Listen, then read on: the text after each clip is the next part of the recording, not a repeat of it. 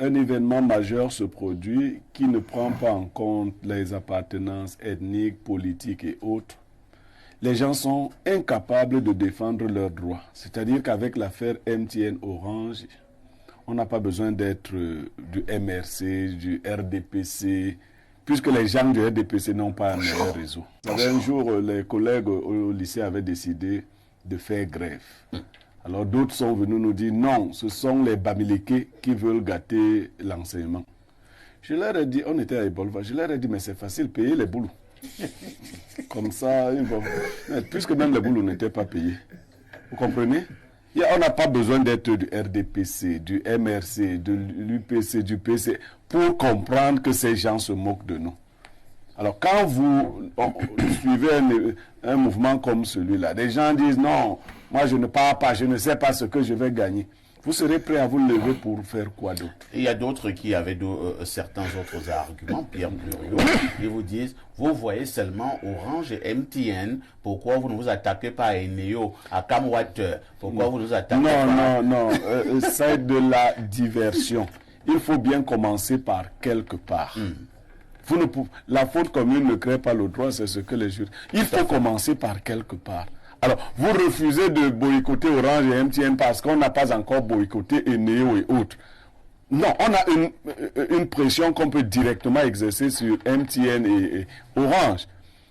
Bon, il y a aussi quelques Tintins qui tirent des prébendes d'ici ou là. Ouais. Il y a même des gens à qui le téléphone ne sert à rien, mais qui ne l'ont pas mis sous mode d'avion. Hier, je préparais une émission importante. Au Africa, mais j'ai dû être sur mode d'avion de 12h à 14h. Tout à fait. Parce qu'il fallait suivre le mouvement. Vous voyez un cancre... j'ai failli dire quelque chose de pas... Mais vous voyez quelqu'un à qui le téléphone ne sert à rien, qui vous dit non, moi je ne me mets pas en mode d'avion, ça va me rapporter. Je vous avais pris ici hier l'exemple du peuple argentin qui a mis fin à une tentative de spoliation, d'augmentation du prix des œufs. Nous, on subit et personne ne fait rien. Premièrement, il y a certains influenceurs ou influenceurs qui ont tenté de s'aborder le mouvement. Tout à fait. On a vu Malox, Moustique Charismatique, des personnes comme ça, qui ont perdu, entre 7 et 10 000 abonnés hier seulement, du fait d'avoir boycotté le mouvement. On dira que c'est fabuleux. Et j'ai apprécié. Le mouvement d'hier avait deux portées. La première, commencer à notifier notre ras-le-bol à Orange et MTN. Le second axe de la revendication était de voir si les Camerounais peuvent, un jour de leur vie, se mobiliser collectivement pour une cause commune. Dans ce pays, il faut qu'on revoie la notion d'influenceur. Ceux qui vont prendre 5 ou 10 000 quelque part chez Orange ou MTN pour venir s'aborder un mouvement, c'est leur problème. L'influenceur n'est pas celui qui ne parle en longueur de journée que de fesses, que de sexe ou que de bar. C'est celui qui apporte une plus-value considérable à une jeunesse qui se veut émergente. Et cela, qu'est-ce qui nous apporte? Moi, il ne m'influence en rien. D'abord que je ne les suis même pas dans les réseaux sociaux. Moi, je ne les suis pas. Contre MTN et Orange, on est en guerre. Et là, c'était juste une interpellation. On va monter d'un cran, chercher des personnes qui ont des fonds, qui vont acheter un maximum de SIM Blue, distribué aux Camerounais, aux universitaires, etc. Et puis on prendra une semaine pour boycotter Orange et MTN. C'est-à-dire qu'il n'y aura plus d'Orange Money, MTN Money pendant une semaine. On verra si ça ne changera pas.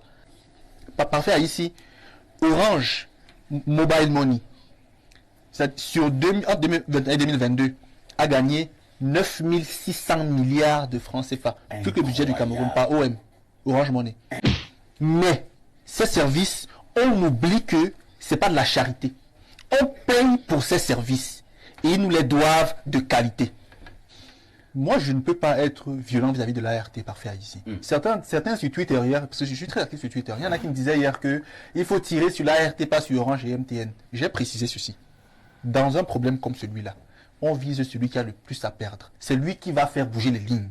Orange et MTN se font beaucoup d'argent tous deux des Camerounais. Et si on tape leur portefeuille là, il y en a qui m'ont dit hier que vraiment nous on travaille en semaine, c'est compliqué. Organiser le boycott pour le week-end, peut-être une journée morte, où il n'y a pas OM, il n'y a pas Momo, un jour de week-end, où souvent le volume des transactions est beaucoup plus important. Donc on va migrer vers cela.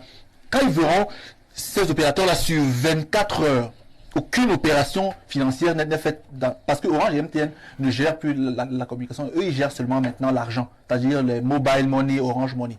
Quand sur 24 heures, on aura tapé le portefeuille là, ils nous donneront ce qu'on veut.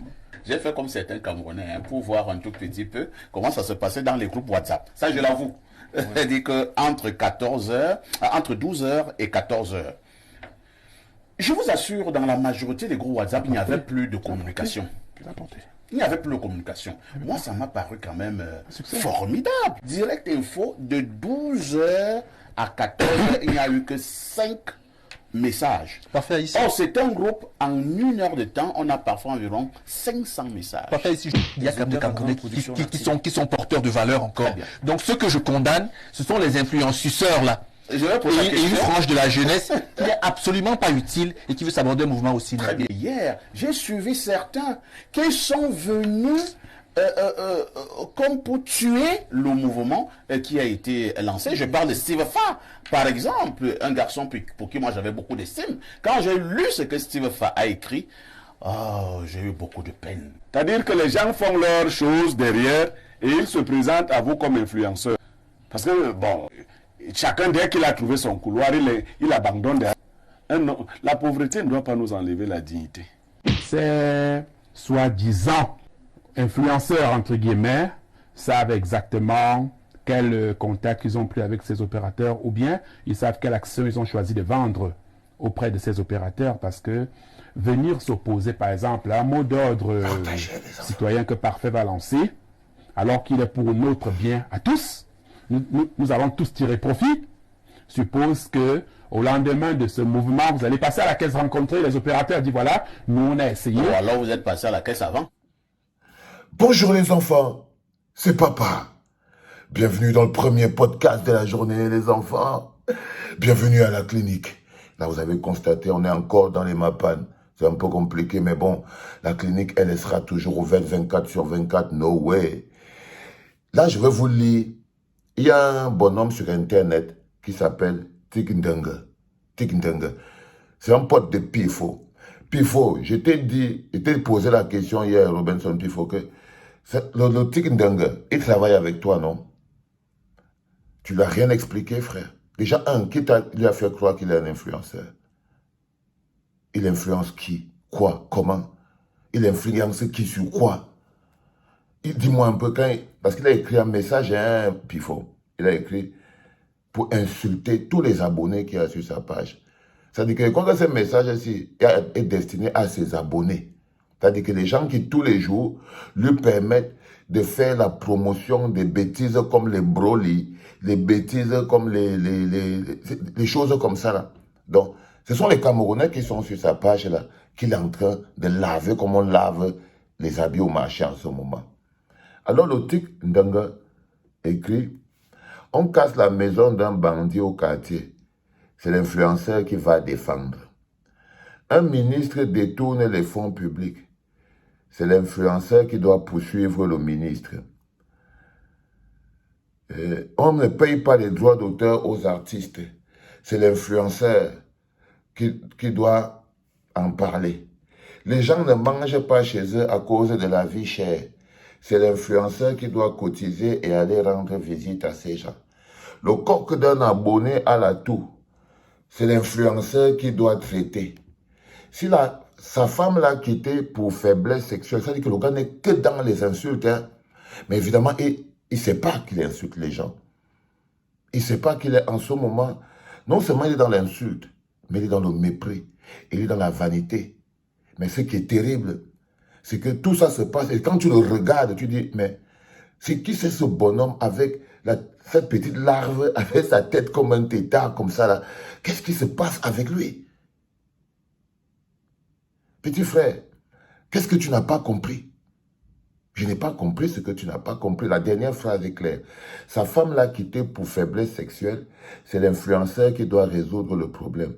L'influenceur n'est pas la chèvre du peuple. Tikindenge. L'influenceur est la chèvre du peuple. Le travail d'influenceur n'existerait pas si le peuple lui-même n'avait pas donné vie à l'influenceur. C'est-à-dire que quand tu es sur Internet, Si le peuple lui-même n'était pas venu s'abonner sur ta page, toi, tu n'existerais pas. Tu es la chèvre du peuple si tu te prends pour un influenceur. Tu es le paillasson du peuple. Tu es une personne qui n'existe que parce que le peuple le veut. C'est par exemple si tous tes abonnés quittent de ta page, tu ne vas plus être un influenceur vu que tu n'auras même plus d'abonnés. Donc tu es la chèvre du peuple. Tu es la chèvre de tes abonnés. Ce n'est pas l'inverse. Mais Tikndanga a fini par croire que vous qui êtes abonné à sa page, vous êtes en fait des chèvres qui lui permettent à lui de survivre, pas l'inverse. Vous savez ce que je veux dire? Il estime d'abord, parce qu'en fait, il a oublié qu'on s'abonne à un clic et on se désabonne à un clic. C'est-à-dire que ce n'est pas plus que ça. Sauf que quand tu te désabonnes, tu peux faire plus de dégâts. Parce que ça, c'est un discours haineux.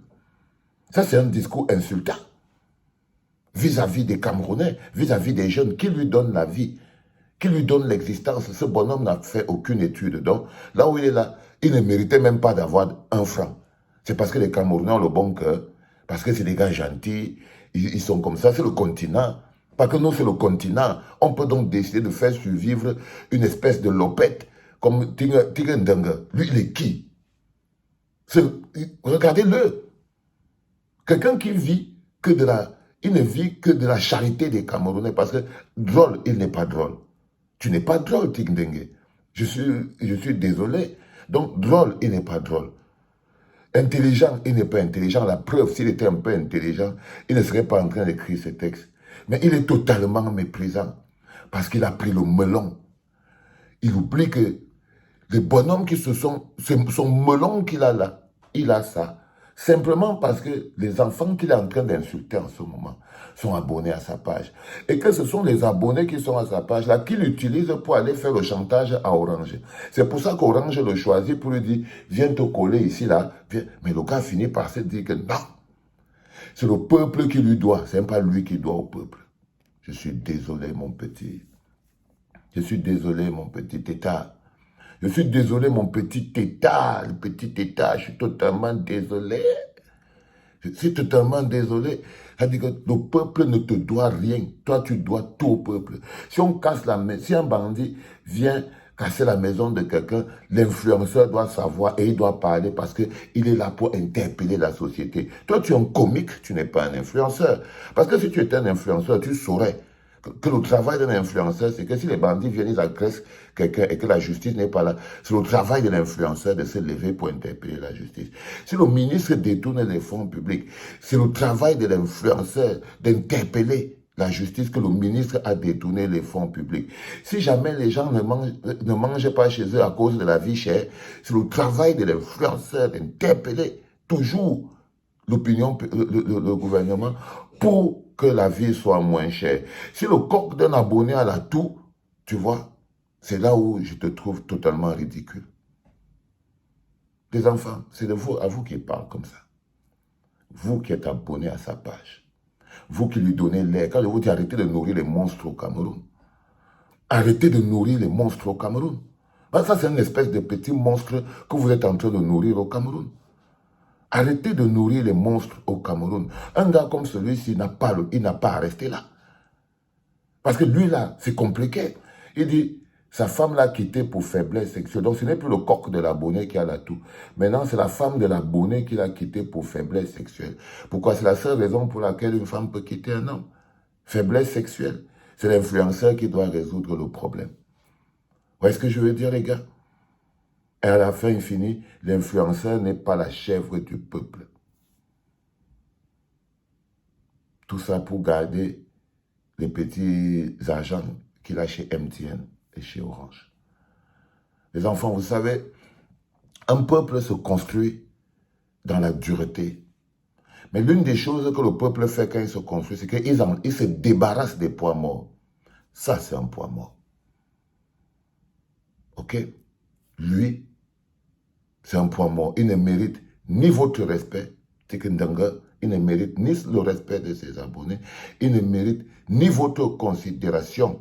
Il ne mérite pas que vous le considérez comme un être, comme quelqu'un qui a la moindre... Parce qu'il n'a pas la moindre valeur. Il est un égoïste, c'est un ingrat. Il manque de solidarité et c'est un arriviste. C'est un boucle d'arrivée. Ça dit que je crois qu'il touche en ce moment une quantité d'argent qui ont fait que son cerveau a claqué. Il oublie très vite d'où il vient. Donc, ce type de personnes, les enfants, quand on construit un peuple, on doit vite les repérer pour s'en débarrasser. Les enfants, c'était le premier podcast de la journée consacré à Tikentanga et à tous les autres pour leur dire, vous voyez, le peuple vous a vu et le peuple va vous sanctionner.